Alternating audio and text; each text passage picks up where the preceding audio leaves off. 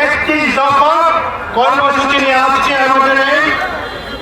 আজকের এই অনুষ্ঠান, এই মহাসমাবেশ আমাদের ভারপ্রাপ্ত তারেক রহমান কর্তৃক জাতির সামনে উপস্থাপন করেছে রাষ্ট্র কাঠামোর একটি দফা।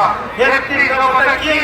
জনগণের গণতান্ত্রিক অধিকার সুপ্রতিষ্ঠিত লক্ষ্যে সংবিধান সংস্কার কমিশন গঠন এবং সম্প্রীতিমূলক রাষ্ট্র সত্তা এবং জাতীয় সমন্বয় কমিশন।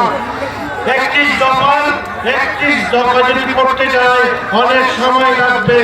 আসুন আজকের এই মহাসমাবেশে আমরা ঐক্যবদ্ধ হই। তারেক রহমান আমাদেরকে একটি দফা ঘোষণা দিয়েছেন। এই একটি দফার ভিত্তিতেই আমরা বাংলাদেশকে একটি সুখী, সমৃদ্ধ ও শক্তিশালী বাংলাদেশ গড়ে তুলব। আগামী দিনে আমরা একটি দফা কর্মসূচির কাজ করব, যেটা জনগণের সাথে সম্পৃক্ত, রাষ্ট্র উন্নয়নের সাথে সম্পৃক্ত। আমি আবারও আপনাদের মাঝে ফিরে আসবো। আপনাদের সকলের সুস্বাস্থ্য কামনা করে